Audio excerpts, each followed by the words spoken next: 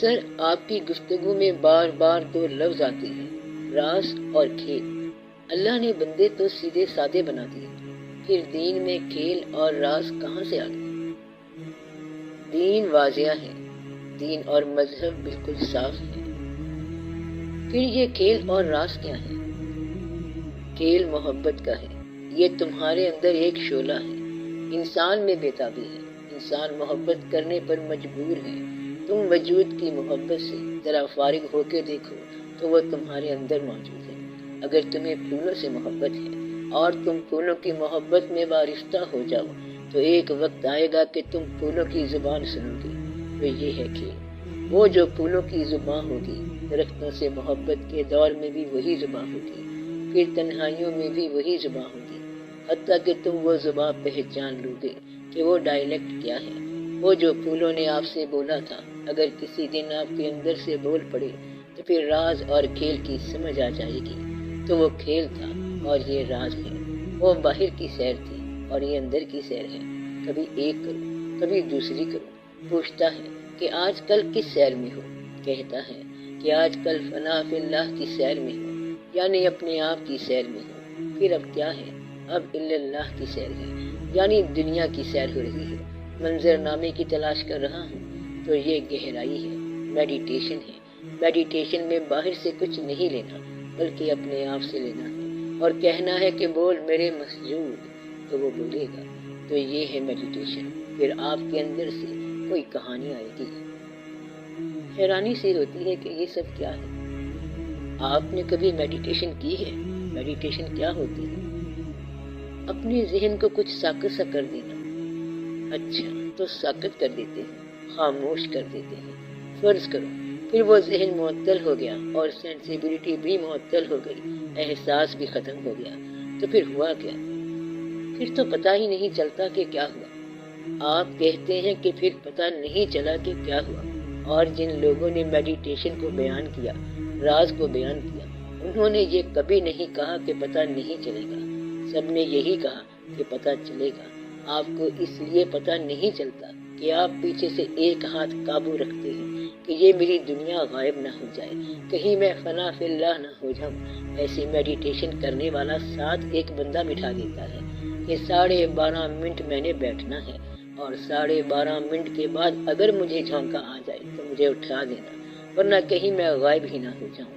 اور جو اصل میڈیٹیشن والا ہوتا ہے وہ سجدے میں پڑا رہتا ہے اور ایک دن کہتا ہے کہ آج ہم نے فیصلہ کر لیا کہ شوق مٹ جائے یا جبیں نہ رہے، یا اللہ ہے اور یا پھر میں ہی نہیں ہوں۔ اتنا والہانہ سجدہ ہو تو اللہ کیسے برداشت کر سکتا ہے؟ اگر 12 گھنٹے سجدہ ہو گیا تو اللہ کہتا ہے کہ اے انسان، میں نے تجھے دنیا میں بنا کے بھیجا ہے، اب کام کر، اب میری مخلوق کو ضائع تو نہ کر، تو میرا فرد ہے، تجھ پر میری بڑی انویسٹمنٹ ہوئی ہے، 1.5 سال کا منصوبہ ہے، اس لیے مسٹر سو اینڈ سو کو دنیا میں جانا چاہیے۔ تو وہ آواز آ جاتی ہے اور آپ کو پتہ چل جاتا ہے کہ آپ کی سجدہ گاہ میں آپ کے علاوہ کوئی اور بھی ہے، جبکہ تنہائی تھی۔ وہ کون تھا جو میرے ساتھ ہم کلام رہا؟ میرے سوا کوئی انسان تھا آس نہ پاس، تو وہاں کوئی بھی نہیں تھا، تیرے علاوہ کون تھا؟ یہ تو میڈیٹیشن کا ضروری حصہ ہے کہ تمہارے ساتھ کوئی بولے گا۔ تمہارے ساتھ اگر کوئی نہ بولے تو پھر کیا تم پاگل ہو کے میڈیٹیشن کرو گے؟ اس طرح تو تم خالی بیٹھے رہو گے، یا تو کوئی نظر آئے یا پھر کوئی بولے، ورنہ تو وہ بیمار ہو جائے گا، بیٹھے بیٹھے پریشر کم ہو جائے گا اور سب کہیں گے کہ اسے اٹھاؤ۔ تو جو میڈیٹیشن کر رہا ہے وہ یا تو کچھ دیکھے یا اس کے ساتھ کوئی بولے، یا تو کانوں کے ذریعے آواز آئے گی کہ خبردار واپس چلا جا، یا پھر جلوہ آ جائے گا کہ دیکھو کیا چاہتے ہو، پھر اٹھاؤ یا نہ اٹھاؤ، لو یا نہ لو، واپس آ جاؤ۔ کہتا ہے کہ دوبارہ میڈیٹیشن کیوں نہیں کی؟ کہتا ہے کہ ایک بار دیکھا تھا کافی ہے۔ یہ تو اب سائنس نے بھی دریافت کر لیا ہے، یعنی جو نان بلیور ہیں وہ بھی میڈیٹیشن کو دریافت کر چکے ہیں۔ آپ کو عین حق نظر آ سکتا ہے، بشرط کہ اس نیت سے کرو کہ اللہ آپ کو ملے۔ یہ نہ کہنا کہ اللہ ملے تو اس سے 2-4 سائن کرا لو، 2-4 مرتبے لینے ہیں، بچے کو ملازم کرانا ہے۔ اس طرح اللہ نہیں ملے گا۔ یہ میڈیٹیشن نہیں ہے بلکہ دھوکہ ہے۔ میڈیٹیشن کا مطلب یہ ہے کہ میں اپنی کائنات سے کٹ کے آ گیا، اپنی ذاتی انسانی صفاتی کائنات سے کٹ کے آ گیا۔ اب میں صرف اللہ کے لیے ہوں۔ میں نے اپنے آپ میں تنہائی کر دی، ہجرت کر لی، اپنے سارے رابطے کاٹ دیے میں نے۔ نہ میں کسی کا ملنے والا ہوں اور نہ کسی کا چاہنے والا ہوں، نہ کسی کا باپ ہوں اور نہ کسی کا بیٹا۔ بس تیرے پاس آ گیا ہوں۔ اب میں تیرے ساتھ براہ راست محبت میں آ گیا۔ اب کتنی دیر میں جواب آتا ہے؟ It depends upon the person۔ جواب آواز سے بھی آ سکتا ہے اور سائن سے بھی آ سکتا ہے، بعض اوقات لکھے ہوئے فکرے سے بھی آ سکتا ہے۔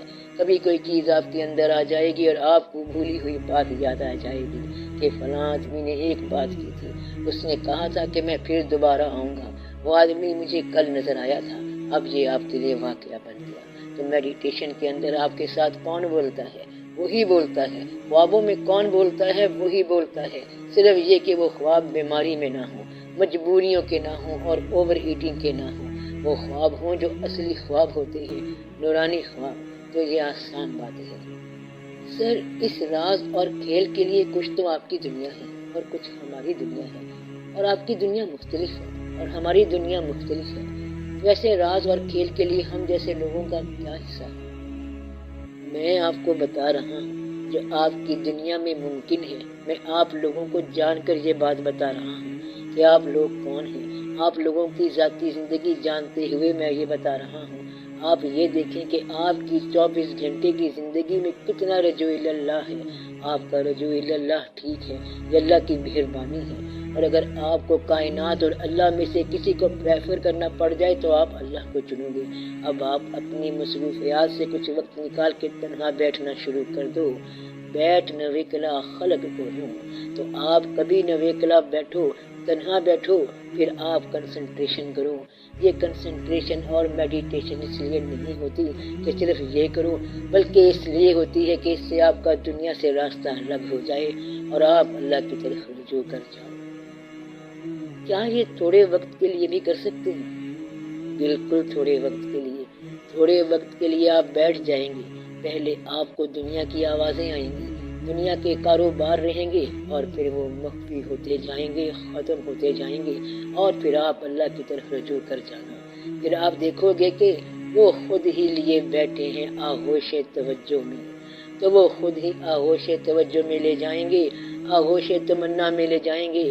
پھر آگے آپ کے بس کی بات ہے، آپ جو مرضی کریں۔ اس میں مدد کون کرے گا؟ آپ کے ماں باپ مدد کریں گے، آپ کے گزرے ہوئے بزرگوں کی روحیں مدد کریں گی، آپ کی آنے والی نسلوں کی روحیں جو کہ گزر گئی ہیں وہ مدد کریں گی۔ یہ میں نے کیا کہا ہے؟ آپ کی آنے والی نسلوں کی روحیں، وہ بھی جو گزر گئی ہیں۔ یہ ساری روحیں ایک جگہ بیٹھی ہیں۔ دادا کی روح اور پوتے کی روح ایک جگہ بیٹھی ہے۔ جنہیں پیدا ہونا ہے ان کی روحیں بھی وہی ہیں، اور جو گزر گئے ہیں ان کی روحیں بھی وہی ہیں۔ یہ سب ایک جگہ بیٹھے ہیں۔ یہ کہتے ہیں کہ اب کس کی باری ہے کہ وہ جائے، تو وہ ساری کی ساری روحیں ایک جگہ ہیں۔ وہ کہتا ہے کہ تو اس کے لیے کیوں دعا کر رہا ہے، حالانکہ یہ تیرے وجود کا دادا ہے۔ وہ کہتا ہے کہ میں نے اس کی نسل میں جا کے پیدا ہونا ہے، اس لیے میں زیادہ انٹرسٹڈ ہوں کہ میرا دادا گمراہ نہ ہو جائے۔ دوسرے سے کہتا ہے کہ وہ اس کے لیے کیوں دعا کر رہا ہے، کہتا ہے کہ کہیں میرا پوتا گمراہ نہ ہو جائے۔ تو دونوں طرح کی روحیں دعا کر رہی ہیں۔ پھر ان کے حوالے سے روحوں کا تسلسل دعا کر رہا ہے۔ تو آپ لوگ کسی کے دادا ہیں اور کسی کے پوتے ہیں۔ آپ کی تو موجیں لگی ہوئی ہیں، آپ کو گھبرانے کی ضرورت نہیں ہے۔ آپ کے لیے دعا ہے، بس آپ پیسے کی گنتی میں بے وقوف نہ بن جانا۔